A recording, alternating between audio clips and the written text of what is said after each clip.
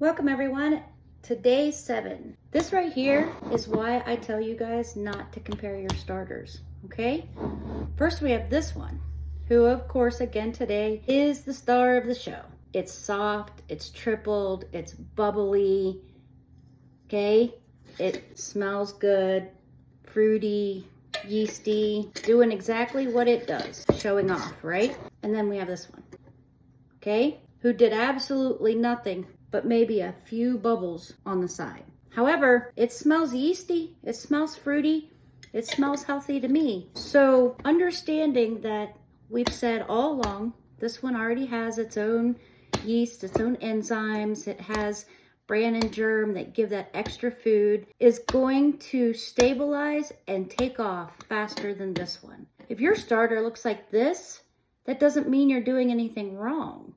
It's just going to take it a little longer than it will this one.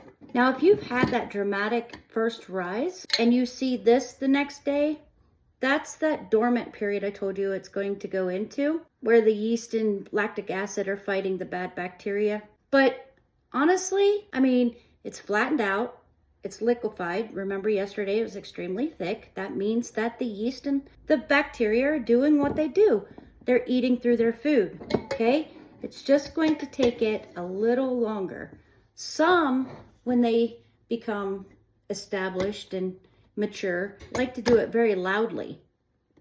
This one is starting internally and it will build, and when it does, then it will triple, double, whatever it chooses to do. But it doesn't mean that you've done anything wrong or that you're behind. It just means that your flour doesn't have the superfood that a fresh milled wheat flour does, okay? So you're still on track. You're still gonna do everything that you've been doing all along. You're just gonna have a little more patience. I know, we all hate that word. So today we're gonna feed our starters the same as we have been. This one's going to get fed with equal weights in grams, 25, 25, 25. And this one is going to get fed with the 1 tablespoon of starter, 1/4 cup of flour, and 2 tablespoons of water.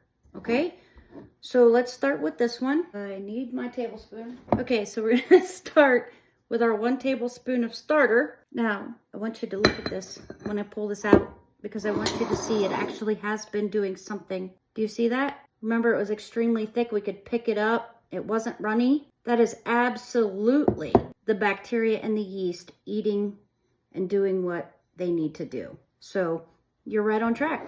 You just got to keep going. This one is going to take probably twice as many days as that one, if not longer. Remember that this one is not safe to use until 14 days. At 14 days when it's safe to use doesn't mean that it's ready to use. If you're not getting a consistent rise out of it, and I don't mean that it has to be explosive like you see on those social media pages. I'm just saying if it's got a consistent rise to it and it's past its 14 days, for 3 consecutive days you have that, your starter's ready.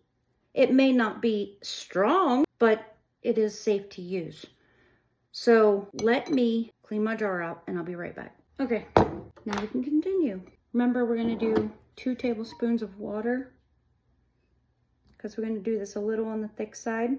Okay, mix this up until it looks like milk, just because that's what I feel like doing today. Milk and our 1/4 cup of flour. Mix that up slowly so you don't throw your flour all over the counter. Remember, this is going to be a little on the thick side.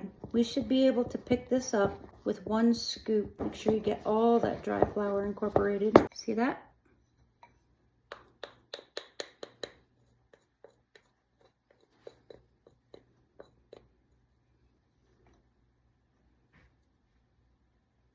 One big glop right into the bottom of your jar. If you have any left in your bowl, like I do, you can scrape that out if you want. No touching your starter does not affect it, does not contaminate it. I mean, unless you are doing this with dirty hands, which I'm really hoping that none of you are not. Okay, remember to push it down, flatten it out so that you can see where it starts. Get those air bubbles out.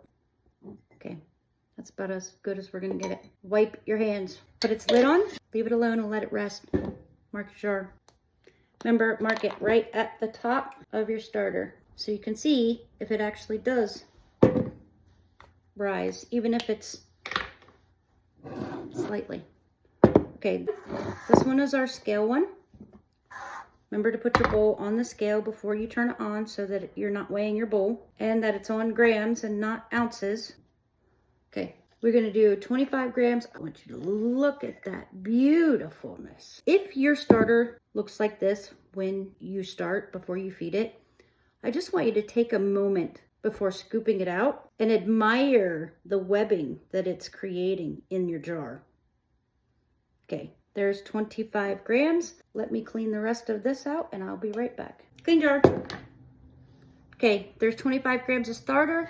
We're gonna do 25 grams of water. Mix that up so it's a brownish milk. And then I pre-weighed this 25 grams of flour. Remember that this is going to be thicker also. You wanna be able to pick it up with one clump. Make sure you get all that flour incorporated. No dry bits left, like that.